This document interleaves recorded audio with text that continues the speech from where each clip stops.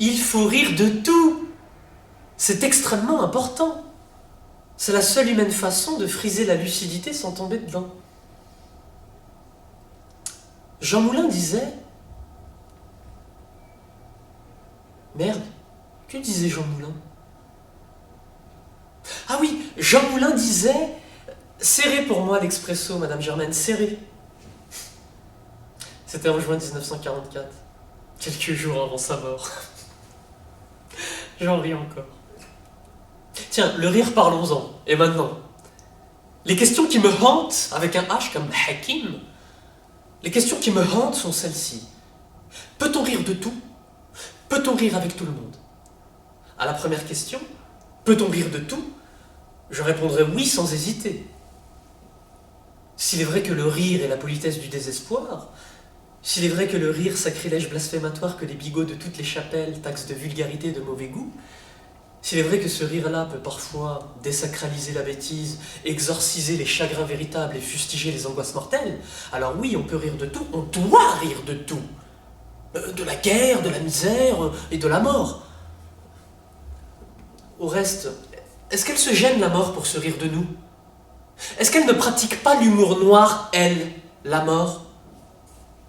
Regardons s'agiter ces hommes, boursouflés de leur importance. Ils courent, ils caracolent derrière leur vie. Et tout à coup, ça s'arrête, sans plus de raison que ça n'avait commencé.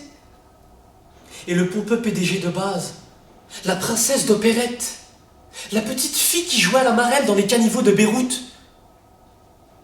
Et toi aussi à qui je pense, et qui as cru en Dieu jusqu'au bout de ton cancer. Tous un jour nous sommes fauchés par le croche-pied rigolard de la mort imbécile, tandis que les droits de l'homme s'effacent devant les droits de l'asticot. Alors quel autre échappatoire que le rire, sinon le suicide? Paul Horide? À la deuxième question, peut-on rire avec tout le monde? Je répondrai que c'est plus difficile.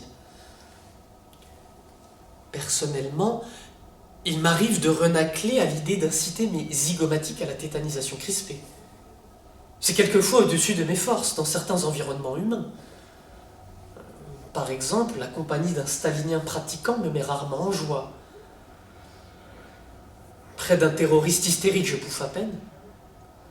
Et la présence à mes côtés d'un militant d'extrême droite assombrit couramment ma jovialité monacale. Bon, attention, hein, ne vous méprenez pas sur mes propos. Hein. Je n'ai rien contre les racistes. Hein. Non, c'est plutôt le contraire. Par exemple, dans une journée particulière d'Ettore Scola, Mastroianni, poursuivi jusque dans sa garçonnière par les gros bras mussoliniens, s'écrie judicieusement à l'adresse du spadassin qui l'accuse d'antifascisme. « Vous vous méprenez, messieurs. Ce n'est pas le locataire du 6e qui est antifasciste. C'est le fascisme qui est anti-locataire du 6e. » Les racistes sont des gens qui se trompent de colère, disait avec mansuétude le président Senghor.